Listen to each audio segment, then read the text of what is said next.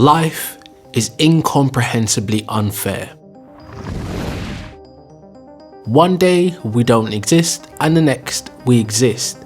We come into being without our own consent and without choice of our avatar, how we will look, or where we will be born, or to which family we will be born to. So accepting this fact, it may be fair to say that our existence is up to chance, or luck, or perhaps fate. And although we strive to obtain the virtues and characteristics of others we deem as more successful or better than, no two lives are identical, be it genetically, socially, or financially. Everybody's roll of the die comes out different.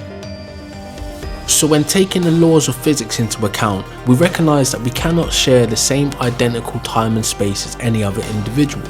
Therefore, we are all different in different places at different times. So there is no need to feel disillusioned about being able to trade places. Our DNA is our DNA, and it's special.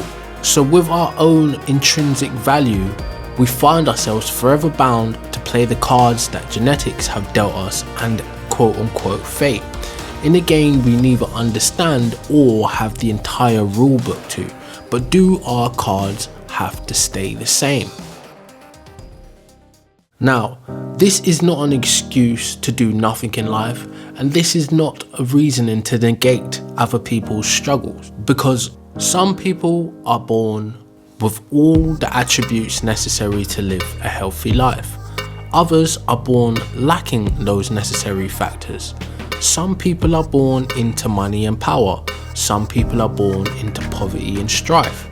Now, it's obvious that what happens to us in early life is based on the choices of others.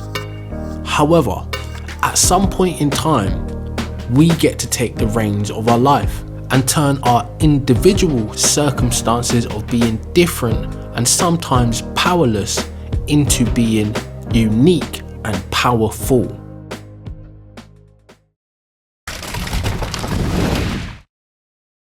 Muscle versus magic.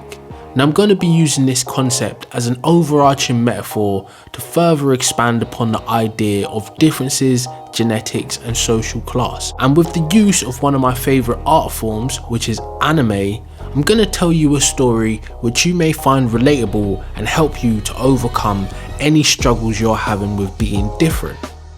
In a world where magic is seen as the almighty gift bestowed from God himself to the chosen people of Earth, anybody who is born without it would be at a disadvantage.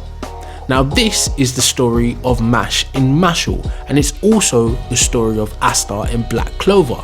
Both of these main characters are seemingly born without any magic, whereas everybody else around them is born with magic power at varying degrees.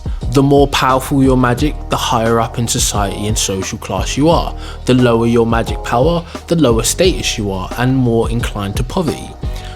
Sounds like something we have here on our own planet. Both characters are ultimately faced with a problem where they run into abuse from the people with power and are forced to take a choice whether they're going to fall down by the wayside or go forth and make something of themselves. Although the odds are completely stacked against them in both instances, they both choose to embrace this challenge, and one chooses to embrace the challenge from a point of view of gaining acceptance, and the other chooses to embrace this challenge from the point of view of being able to change things and live in peace. How they go about facing these various challenges as they climb through the social ranks and defeat problems and make friends is that they think around their problems. They meet obstacles, but they don't allow the obstacles to stop them by using pre-formulated ideas of how things should go. They decide to look at how things could go and therefore form new paths and new roads to their success. Now both characters' origin stories begin in poverty, disadvantage and isolation. They live out in the countryside and for the most part with limited resources. Now being born at a disadvantage with their lack of magic, they chose to use what they had, which was their physical vessel. So rather than training and practicing with magic like the rest of the kids their age would have been, they were training their physical bodies to be stronger, faster and have more endurance than the average person. As the world was more reliant on magic, they overlooked the physical capabilities of the human body. So their approach became, instead of us being the show pony, we will be the workhorse.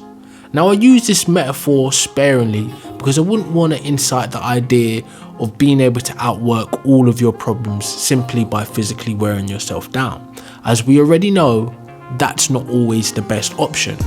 But sticking with the metaphor, the physical training and the outworking of the problems and the outthinking of obstacles would be seen as a workhorse. And being born with the resources already at your disposal would be seen as being a show pony. Now, although I'm using the overarching metaphor of muscle versus magic to explain this concept, these two words are ultimately interchangeable in our own reality. You could have able versus disabled, you could have rich versus poor, you could have creativity versus formula. By these two characters reframing their disadvantage into advantage, they ultimately become powerful from powerless and find their form of magic.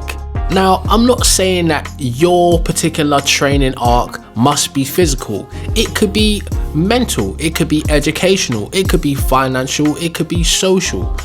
And I'm not saying that you should be working for the acceptance of anybody else or any other group.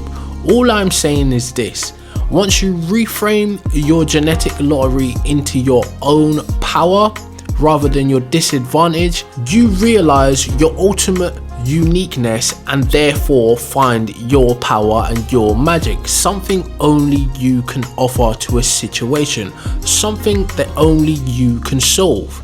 And that is ultimately how these characters find their success. And hopefully you can find something in this story that changes your unluck into your fortune.